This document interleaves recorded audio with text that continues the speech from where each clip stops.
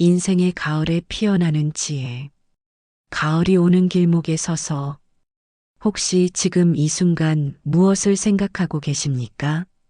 아마도 이제 내 인생도 저물어 가는구나라는 생각을 하고 계실지도 모르겠습니다. 하지만 잠깐만요. 정말로 그럴까요? 84세의 한 할머니가 병원에서 나오면서 의사에게 이렇게 말씀하셨다고 합니다. 선생님, 제가 아픈 게 아니에요. 제 몸이 84년 동안 저를 위해 열심히 일한 거예요. 이제 좀 쉬고 싶다고 하는데 그걸 어떻게 탓할 수 있겠어요? 그 할머니의 눈에는 원망이 아닌 감사의 눈물이 고여 있었다고 합니다. 이것이 바로 지혜입니다. 같은 상황을 전혀 다른 관점에서 바라보는 힘 말입니다. 첫 번째 이야기 늦게 핀 꽃이 더 오래 간다. 70세에 그림을 시작한 모세 할머니를 아십니까? 그녀는 101세까지 살면서 1500점이 넘는 작품을 남겼습니다. 사람들이 너무 늦게 시작하신 거 아니에요? 라고 물으면 그녀는 이렇게 대답했습니다. 인생은 언제 시작해도 늦지 않아요. 다만 시작하지 않으면 영원히 늦는 것뿐이죠. 우리나라에도 이런 분이 계십니다. 75세에 한글을 배우기 시작한 할머니가 80세에 첫 시집을 냈습니다. 그분이 쓴 시 중에 이런 구절이 있습니다. 늦어도 괜찮다. 꽃은 제 때를 알고 핀다. 나의 때는 지금이다. 나이가 든다는 것은 끝이 아니라 새로운 시작일 수 있습니다. 젊은 시절에는 생계를 위해, 자녀를 위해, 남들의 시선을 의식하며 살았다면 이제는 오롯이 자신을 위해 살 수 있는 시간이 온 것입니다. 한 철학자는 이렇게 말했습니다. 청춘은 아름답다. 하지만 노년의 아름다움은 청춘이 줄 수 없는 깊이와 향기를 가지고 있다. 겉으로 드러나는 젊음의 화려함과는 다른 내면에서 우러나오는 고요하고 깊은 아름다움이 바로 노년의 매력입니다. 두 번째 이야기 고통이 만들어낸 진주. 바닷속 조개가 모래알 하나 때문에 고통받다가 그것을 진주로 만들어내는 것처럼 우리 인생의 아픔들도 결국은 지혜라는 진주가 됩니다. 한 90세 할아버지의 이야기입니다. 젊은 시절 사업에 실패해서 가족들과 함께 고생했던 그분은 이렇게 말씀하셨습니다. 그때는 세상이 무너지는 줄 알았어. 하지만 지금 생각해보니 그 실패가 없었다면 자식들과 이렇게 끈끈한 정을 나눌 수 없었을 거야. 어려움을 함께 이겨내면서 진짜 가족이 된 거지. 실패도, 질병도, 이별도 그 순간에는 견디기 어려운 고통입니다. 하지만 시간이 지나고 나면 그 모든 것들이 우리를 더 깊이 있는 사람으로 만들어준 스승이었음을 깨닫게 됩니다. 어느 시인이 쓴 시가 생각납니다. 상처받은 나무에서 더 단단한 나이테가 자란다. 아픈 만큼 깊어지고 깊어진 만큼 따뜻해진다. 여러분이 겪어온 모든 아픔과 시련들이 바로 이런 의미였을 것입니다. 그 경험들 하나하나가 여러분을 현재의 지혜로운 모습으로 만들어준 소중한 과정이었습니다. 세 번째 이야기 마음의 정원을 가꾸기. 정원사가 정원을 가꾸듯 우리도 마음의 정원을 가꿀 수 있습니다. 어떤 생각의 씨앗을 심느냐에 따라 전혀 다른 현실의 열매가 열립니다. 한 요양원에서 일어난 실화입니다. 같은 시기에 입원한 두 할머니가 계셨습니다. 한 분은 매일 언제 죽을까 아무도 날 찾지 않아라고 불평하셨고 다른 한 분은 오늘도 새가 지저귀네 간병사님이 친절하네라고 감사해 하셨습니다. 6개월 후 불평하시던 분은 실제로 건강이 악화되어 혼자 쓸쓸히 지내셨지만 감사하던 분은 직원들과 다른 입원자들에게 사랑받으며 생기 넘치는 모습으로 지내셨다고 합니다. 이것이 바로 마음가짐의 힘입니다. 같은 환경, 같은 조건이어도 어떤 마음으로 받아들이느냐에 따라 완전히 다른 현실이 펼쳐집니다. 옛 현자들은 이렇게 말했습니다. 행복은 조건이 아니라 선택이다. 여러분의 행복도 지금 처한 상황이 아니라 그 상황을 어떻게 받아들이느냐에 달려 있습니다. 네 번째 이야기 생각의 마법사가 되기. 어떤 마법사가 있었습니다. 그는 사람들의 생각을 바꿔주는 능력이 있었습니다. 어느 날 한 노인이 찾아와 말했습니다. 마법사님, 저는 늙어서 쓸모없는 사람입니다. 아무도 저를 필요로 하지 않아요. 마법사가 물었습니다. 당신은 지금까지 몇 명의 자녀를 키우셨나요? 3명입니다. 그들에게 인생의 지혜를 가르쳐 주셨나요? 그렇습니다. 당신의 지혜로 몇 명의 사람이 도움을 받았을까요? 글쎄요. 꽤 많을 것 같은데요. 마법사가 말했습니다. 당신은 쓸모없는 사람이 아니라 지혜의 보고입니다. 당신이 살아온 경험 하나하나가 누군가에게는 소중한 가르침이 될 수 있습니다.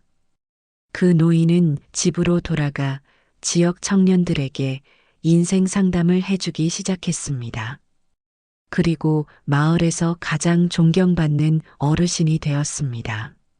실은 우리 모두가 그런 마법사입니다. 자신의 생각을 바꿀 수 있는 능력을 가지고 있습니다. 나는 늙었다고 생각하면 정말 늙어 보이지만 나는 성숙했다고 생각하면 지혜로워 보입니다. 5번째 이야기 가을 단풍의 지혜. 나무는 왜 가을에 잎을 떨어뜨릴까요?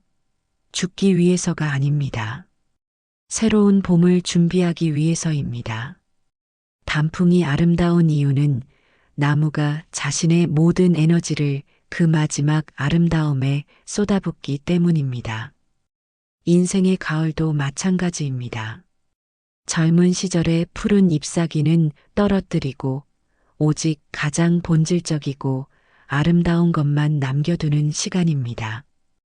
82세의 한 할아버지가 손자에게 말씀하셨습니다. 얘야, 할아버지가 젊었을 때는 온 세상을 다 가지려고 했어. 하지만 이제는 알겠다. 정말 중요한 건 너희들과 함께하는 이 시간이구나. 나이가 들면서 많은 것들을 포기하게 됩니다. 하지만 그것은 상실이 아니라 선택입니다. 정말 소중한 것만 남기고 나머지는 내려놓는 지혜로운 선택 말입니다. 어떤 선생이 이런 말을 했습니다.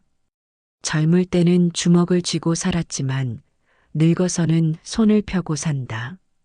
주먹 쥔 손에는 아무것도 들어올 수 없지만 펼친 손에는 온 세상이 들어온다. 6번째 이야기 기억의 보석상자. 나이가 들면 기억력이 떨어진다고 걱정하시나요? 하지만 정말 중요한 기억들은 더욱 선명해집니다. 마치 보석상자에서 가장 소중한 보석들만 골라내는 것처럼 말입니다. 한 치매 초기 진단을 받은 할머니의 이야기입니다. 최근 일은 자주 까먹으시지만 50년 전 남편과의 첫 데이트 이야기는 어제 일처럼 생생하게 기억하셨습니다. 그때 당신이 입고 온 파란 셔츠, 우리가 함께 본 영화, 손을 처음 잡았을 때의 떨림. 다 기억해요. 기억한다는 것은 단순히 정보를 저장하는 것이 아닙니다. 사랑과 감동을 간직하는 것입니다. 그래서 나이가 들어도 진짜 소중한 기억들은 사라지지 않는 것입니다. 여러분의 머릿속에도 그런 보석 같은 기억들이 가득할 것입니다. 첫사랑의 설렘, 결혼식 날의 기쁨, 자녀가 태어났을 때의 감동, 가족과 함께한 행복한 순간들. 이 모든 것들이 여러분만의 소중한 보물입니다. 일곱 번째 이야기 나이 들매 특권. 젊은이들이 부러워할 만한 노년의 특권들이 있습니다. 첫째, 남의 시선을 의식하지 않아도 되는 자유입니다. 이제는 남들이 뭐라고 할까 걱정하지 않고 진짜 하고 싶은 일을 할 수 있습니다. 둘째, 시간에 쫓기지 않는 여유입니다. 바쁘게 어디론가 달려가야 할 이유가 없습니다. 천천히 자신의 속도로 살 수 있습니다. 셋째, 깊이 있는 관계를 맺을 수 있는 능력입니다. 표면적인 인간관계에서 벗어나 진정한 마음의 교류를 할 수 있게 됩니다. 넷째, 작은 것에서 큰 기쁨을 찾는 능력입니다. 커다란 성취가 아니어도 햇살 한 줄기, 새소리, 따뜻한 차 한 잔에서 깊은 만족을 느낄 수 있습니다. 한 75세 할머니가 손녀에게 말씀하셨습니다. 얘야, 할머니가 젊었을 때는 늘 무언가를 이루려고 안달이었어. 하지만 이제는 이미 이룬 것들에 감사할 줄 알게 되었단다. 그게 진짜 행복이더라. 여덟 번째 이야기 두려움이라는 허수아비. 농부가 밭에 허수아비를 세우는 이유는 새들을 쫓기 위해서입니다. 하지만 새들도 얼마 지나면 그것이 진짜가 아니라는 것을 알게 됩니다. 우리 마음속의 두려움도 마찬가지입니다. 대부분의 걱정거리들은 실제로 일어나지 않습니다. 한 연구에 따르면 사람들이 걱정하는 일의 85%는 실제로 발생하지 않는다고 합니다. 병에 걸리면 어떻게 하지? 돈이 부족하면 어떻게 하지? 혼자 남으면 어떻게 하지? 이런 걱정들로 현재의 소중한 시간을 낭비할 필요가 없습니다. 한 80세 할아버지의 명언입니다. 젊었을 때는 일어나지도 않을 일을 걱정하며 밤을 새웠다. 나이 들고 보니 정말 바보 같은 짓이었어. 걱정할 시간에 차라리 한 번 더 웃는 게 낫다. 실제로 웃음은 면역력을 높이고 스트레스 호르몬을 줄여준다는 과학적 연구 결과가 있습니다. 걱정은 건강을 해치지만 웃음은 건강을 지켜줍니다. 아홉 번째 이야기 감사의 마법. 마법사가 또 등장합니다. 이번에는 불평불만이 많은 한 노인을 만났습니다. 마법사님, 제 인생은 불행의 연속이었어요. 가난하게 태어나서 고생만 하다가 늙었습니다. 마법사가 마법을 부렸습니다. 그러자 그 노인 앞에 거대한 장부가 나타났습니다. 이것은 당신의 인생 장부입니다. 한번 살펴보세요. 장부를 펼쳐보니 놀라운 일이 적혀 있었습니다. 태어날 때 건강한 몸은 가치 측정 불가.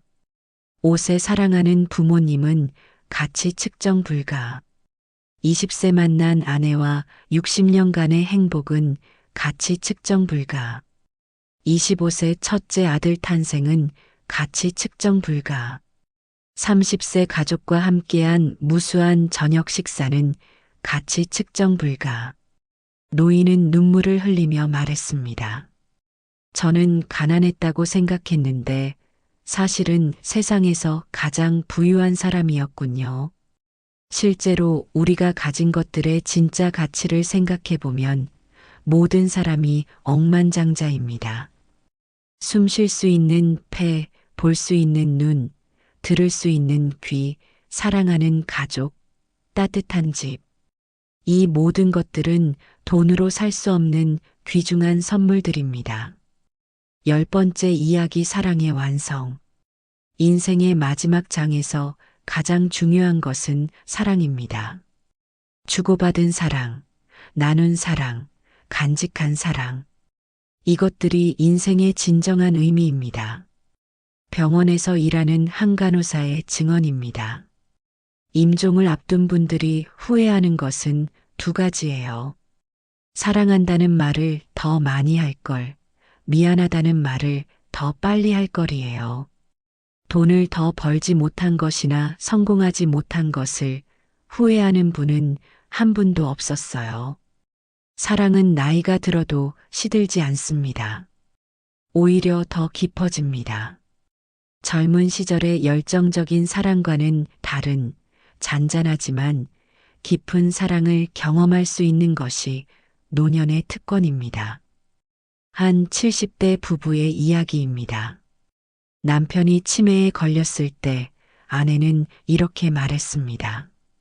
당신이 나를 기억하지 못해도 괜찮아요. 내가 당신을 기억할 테니까요. 당신이 나를 사랑하지 못해도 괜찮아요. 내가 당신을 사랑할 테니까요. 이것이 바로 완숙한 사랑입니다. 조건이나 대가를 바라지 않는 순수한 사랑 말입니다. 마음의 정원사가 되는 법. 이제 구체적으로 어떻게 하면 마음의 정원을 아름답게 가꿀 수 있는지 알아보겠습니다. 첫째, 매일 아침 감사 목록 만들기. 잠에서 깨어나면 가장 먼저 감사할 것 3가지를 생각해 보세요. 오늘도 눈을 떴다. 따뜻한 집이 있다. 사랑하는 가족이 있다 같은 당연해 보이는 것들도 좋습니다. 둘째, 부정적 생각 바꾸기 연습. 아프다 몸이 휴식을 요구하고 있다. 외롭다 조용한 시간을 즐기고 있다. 늙었다 경험이 풍부해졌다. 셋째, 하루 한 번 누군가에게 사랑 표현하기. 자녀에게, 배우자에게, 친구에게 사랑한다. 고맙다. 소중하다는 말을 전해보세요. 문자나 전화로도 좋습니다. 넷째, 작은 기쁨 발견하기. 맛있는 식사, 아름다운 노을, 좋아하는 음악. 일상에서 만나는 작은 기쁨들을 의식적으로 느껴보세요. 다섯째, 과거와 화해하기. 후회나 원망을 간직하고 있다면 조금씩 내려놓으세요. 완전히 잊을 필요는 없지만 그것 때문에 현재가 괴롭지는 않게 해야 합니다. 지혜의 전수자가 되기. 여러분이 살아온 인생은 그 자체로 귀중한 교과서입니다. 그 지혜를 다음 세대에 전해주는 것이 시니어의 아름다운 역할입니다. 손자녀들과의 시간. 게임이나 스마트폰 대신 옛 이야기를 들려주세요. 할아버지 할머니의 젊은 시절 이야기, 어떻게 어려움을 극복했는지, 무엇이 진짜 행복인지를 알려주세요. 지역사회 참여. 경험과 지혜를 나눌 수 있는 자원봉사나 멘토링에 참여해 보세요. 젊은 사람들에게 인생의 선배로서 조언을 해줄 수 있습니다. 기록 남기기. 일기, 회고록, 편지. 어떤 형태든 좋으니 자신의 경험과 깨달음을 기록으로 남겨보세요. 후손들에게는 무엇보다 소중한 유산이 될 것입니다. 새로운 도전을 두려워하지 마세요. 나이가 든다고 해서 새로운 것에 도전할 수 없는 것은 아닙니다. 오히려 실패를 두려워하지 않아도 되는 자유가 있습니다. 학습의 즐거움. 뭔가 새로운 것을 배워보세요.